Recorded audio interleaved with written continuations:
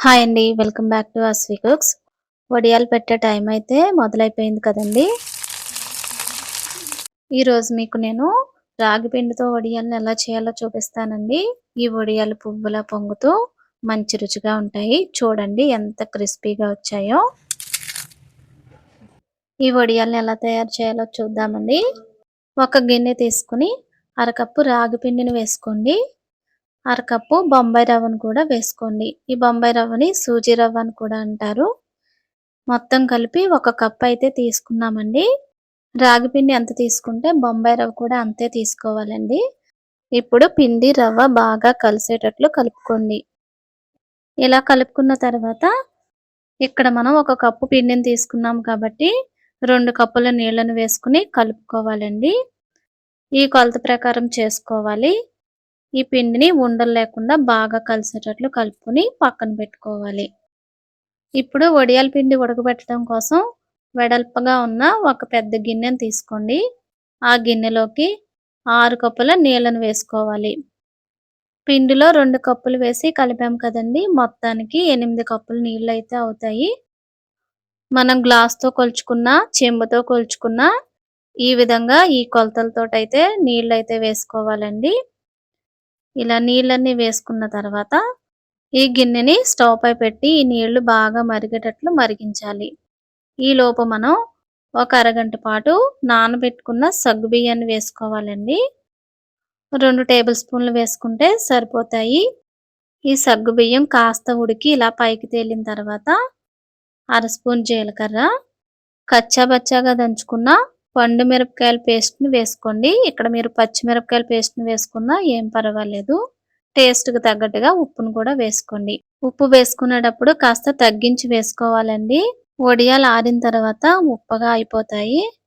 నీళ్ళు ఈ విధంగా మరిగిన తర్వాత మనం కలిపి పెట్టుకున్న రాగి పిండి మిశ్రమాన్ని వేసుకుంటూ గరిటెతో కలుపుతూ ఉండాలండి. ఇలా కలుపుతూ ఉంటే పిండి ఉండలు కట్టకుండా ఉంటుంది.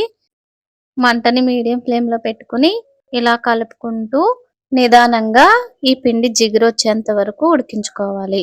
పిండి సరిగ్గా ఉడకకపోయినా వడియాలు పెట్టిన తర్వాత పగిలిపోతాయండి. పిండిని బాగా ఉడకనివ్వాలండి. చూడండి ఈ విధంగా ఉడికిన తర్వాత స్టవ్ ఆఫ్ చేసుకోవాలి.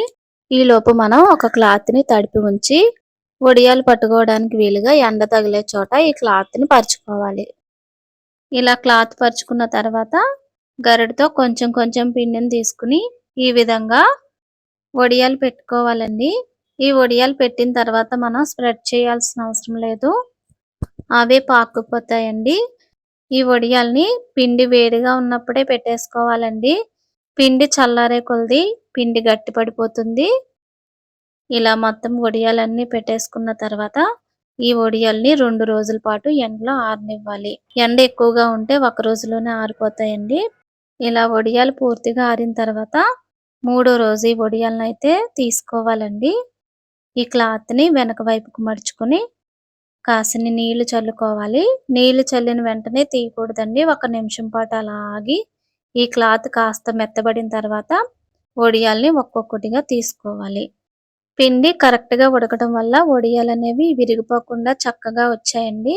ఇలాగే మొత్తం వడియాలన్నిటిని తీసేసుకోవాలి. ఇలా తీసుకున్న వడియాల్ని మళ్ళా మనం ఎండలో ఆరబెట్టుకోవాలండి. ఇలా ఈ వడియాలు ఆరడానికి 3 రోజుల టైం అయితే పట్టిందండి. ఇలా ఆరిన వడియాల్ని మనం డబ్బాలో స్టోర్ చేసుకొని ఎప్పుడు కావాలంటే అప్పుడు వేయించుకోవచ్చు. స్టవ్ పై నూనె పెట్టుకుని నూనె బాగా వేడెక్కిన తర్వాత వడియాలను వేసి వేయించుకోవాలండి. చూడండి వడియాలైతే పువ్వులా పొంగుతూ చాలా బాగా అయితే వచ్చాయండి. చూడడానికి కలర్ అలా ఉన్నా టేస్ట్ మాత్రం చాలా బాగుందండి. ఒకసారి మీరు తప్పకుండా ట్రై చేసి చూడండి. మీకు ఖచ్చితంగా నచ్చుతాయి. ఈ వీడియో కనుక మీకు నచ్చితే లైక్ చేసి, షేర్ చేసి ఛానల్‌ని సబ్స్క్రైబ్ చేసుకోండి. మరొక రెసిపీతో మళ్ళీ కలుసుకుందాం. Thank you for watching.